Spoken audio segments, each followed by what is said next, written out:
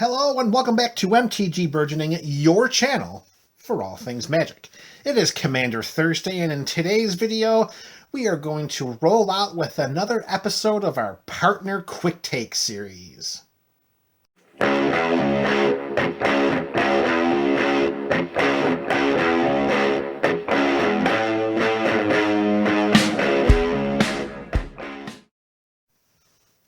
Hello fans of MTG Burgeoning, what is up on this Commander Thursday? We are continuing with our Partner Quick Take series.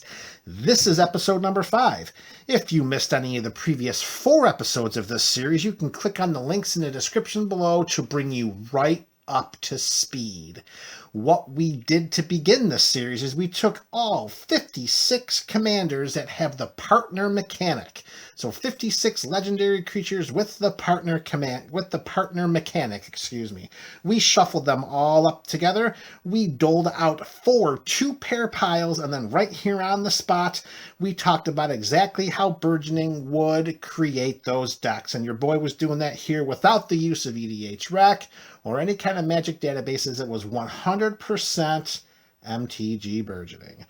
With 4 episodes already done and only 24 commanders left, we are going to shuffle up the remaining pile and we are going to shell out 4 2-pair commanders with the partner mechanic. Here we go with episode number 5. Boy, this has been a great series. All right, folks. 1, 2, 3, 4. 1, 2, 3, and 4. There we go. 4 2-pair piles. Now, let's reveal our first pair of episode 5 of our Partner Quick Take series. And those partners are going to be Alharu, Solemn Ritualist, 4 and a white as a human monk, 3/3 body. When Alharu enters the battlefield, put a +1/+1 counter on each of up to 2 other target creatures. Whenever a non-token creature you control with a +1/+1 counter on it dies, create a 1/1 white spirit creature token with flying. So nice to see that the spirit token has flying. I don't understand the non-flying spirit tokens that seem to be running rampant in Magic the Gathering these days, but it's not up to me to understand. It's up to me to play with them. All right, so partner 1 is Alharu. We're pairing it with Akiri, Line Slinger. So we got a Boros commander here for red and a white. She's an 03 core soldier ally. So we got a core soldier ally paired with a human monk. Do we have a full party yet or what?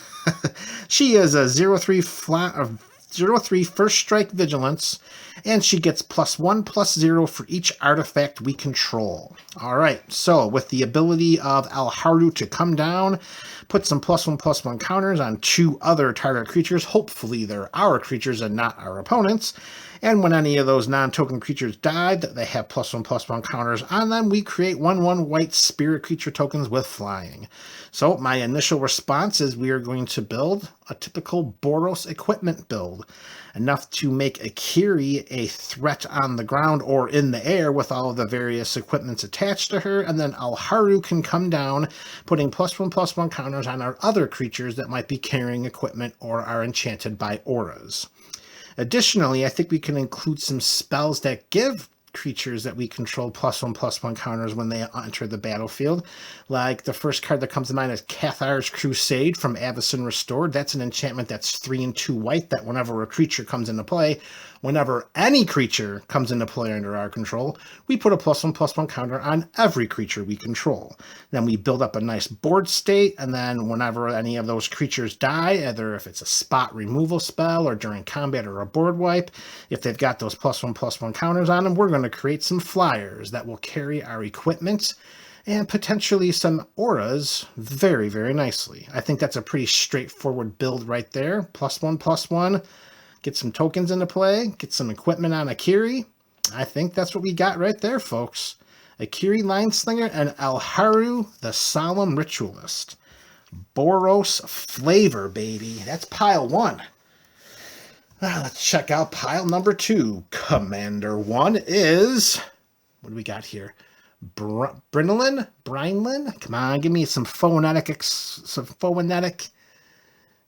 skill set here. Brinelin. We're going to go with Brinelin, I think. Brinelin. We'll just say the Moon Kraken. Somebody can help me out in the comment section below. We're going to go with the Moon Kraken here. 6 and double blue. Yamahama. We got a 6/8 Kraken that when it enters the battlefield, or whenever you cast a spell with converted mana cost 6 or greater, you may return target non-land permanent to its owner's hand. Alright, so we cast, so this boy comes into play, or while it's in play, whenever we cast a CMC spell 6 or greater, we're bouncing a non-land permanent to its owner's hand. Alright, that's pricey. Let's see what we're pairing it with. Hopefully it's going to be a nice little green partner. It is a green partner. We've got Hana, the Kessig Ranger, another uncommon partner here. We got 3 and a green on a 3/4 body with reach. And whenever another creature enters the battlefield under our control, we may pay 2. When we do, that creature deals damage to its power to target creature. Alright, so what I'm seeing here is we are going to control the board with these 2 commanders. We're in Simic colors, which is absolutely fantastic, so we can explode out of the gate with all types of ramp, because we've got the green and the blue to keep putting cards into our hand. We include all kinds of different all kinds of spells that are converted mana cost 6 or greater, and the best thing about that is we can include a bunch of spells that might have X in the casting cost, because the X, all we gotta do is make sure that it's at least 6, and if we've got the Moon Kraken in play, we're gonna be bouncing some creatures. Plus, with the big creatures coming into play, we can use Halana's ability to tap 2 and have that creature deal damage equal to its power to target creature. So I think we also include some of the typical Simic power boosting spells, like, let's see here, what are some spells that can dole out some +1/+1 counters when they come into play? I'm sure there's some that I'm just not thinking of right now. Nothing, come on, there's so many. It doesn't give +1/+1 counters, but of course the Beastmaster Ascension could be an option. There are, increasing savagery. I mean, that's not the greatest way to get +1/+1 counters onto our creatures, but at least it'll help to boost the power and toughness if needed. We should probably think about including some kind of static power toughness boosting spells that, the creatures you control get +1/+1, like Gaia's Anthem. That could be an option. So I think what we want to do here is we want to hit the pedal to the metal heavy on the ramp in order to cast some big old creature spells that when they come down, either Halana will allow us to pay 2 to have that creature coming into play to destroy another creature of our opponents, or we've got the Moon Kraken in play where whenever we cast any spell with 6 or greater, we're returning a target non-land permanent to its owner's hand. I think by being able to do that, we can really cause a lot of disruption, particularly if there are any opponents that are relying on creatures as an avenue for victory. So that's what I think I would do. I would go with some Simic ramp disruption and just have our creatures slide in.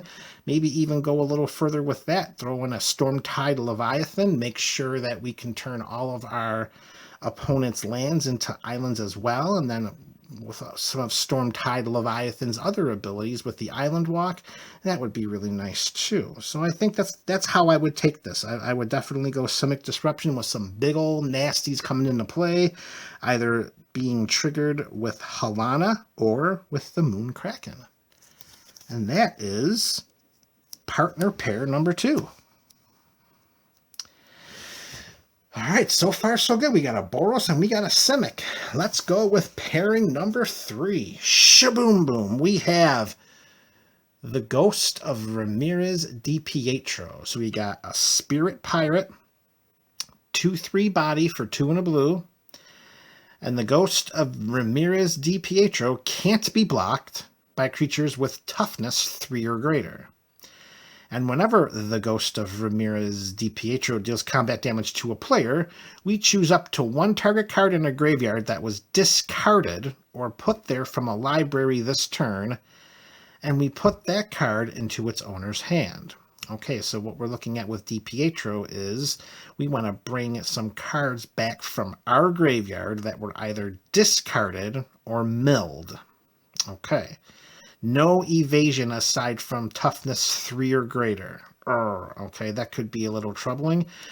Paired with Rebic, the Architect of Ascension. So we have a 3/4 with a 3 and a white casting cost. So we're going Azorius here. And it says artifacts we control have protection from each converted mana cost among artifacts we control. Will you look at that? Rebic seems to pair very nicely with Ghost of Ramirez, because the first thing that comes to my mind is we're going to go with an equipment build. If we make a deck that's artifact-centric, and then we have these artifacts equipped, protection from each converted mana cost among artifacts you control have protection from each converted mana cost among artifacts you control.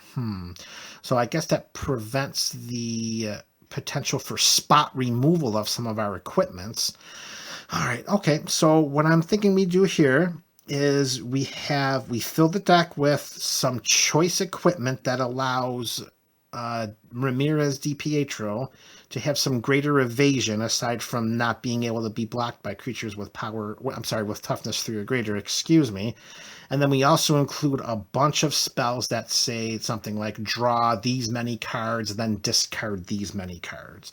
Because then whenever we can hit with DiPietro, we can get some of those cards back that we've discarded. So I think that's a great way to go about doing that.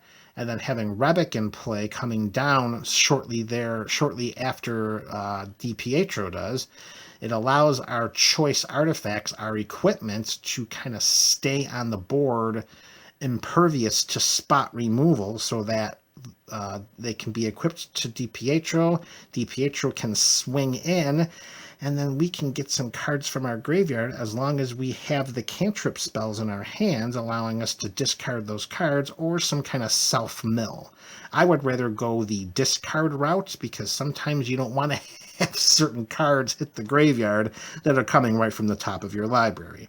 So if this is me, I'm focusing on slapping some choice Voltron-like equipment onto Ramirez DiPietro, backed up with some cantrip spells that allow me to draw cards, getting cards into the graveyard, and then bringing those cards back by doing combat damage to my opponents through a more evasive Ghost of Ramirez DiPietro, all along with Rebic protecting the artifacts because of her ability when she comes in. She or he? I think it's a she. When she comes into play. All right, I think that's what we go.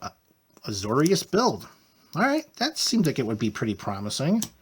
Make sure we get some artifact creatures in there. That might be a little helpful too, because it does say artifacts that we control. All right, so we've got Boros, we've got Simic, we have Azorius, and we only have one partner pairing left. And the first partner of partner number 4, we have Isior. We are going with a third consecutive blue partner. Isior is 1 and a blue for a 1/3 flying bird, and spells your opponents cast that target 1 or more of our commanders cost 3 more to cast. So when I see something like that, a kind of built-in protection for commander, it makes me want to go Voltron immediately. Now, don't get me wrong, this isn't hexproof, this isn't any kind of protection from certain colors, but an attacks of 3, that's a big deal, especially on a creature that does have evasion. It's only a 1/3, but it only costs 1 and a blue. So immediately I already want to slap a Voltron package on Isior with the understanding that anything that targets it is going to need 3 more mana to cast. All right, let's give us a good secondary partner for that option, and it is... we're going Dimir. It is going to be Miara, Thorn of the Glade. It's 1 and a black for a 1/2, an elf scout. And when Miara, Thorn of the Glade, or another elf we control dies, we may pay 1 and 1 life, and if we do, we draw a card. Oh, that's quite the contrast. Because, I don't think there are any blue elves, and I don't believe there's going to be a litany of black elves. All right, so this is what I'm thinking we're going to do here. Whenever Miara, Thorn of the Glade, or another elf you control dies, you may pay 1 and 1 life. If you do, draw a card.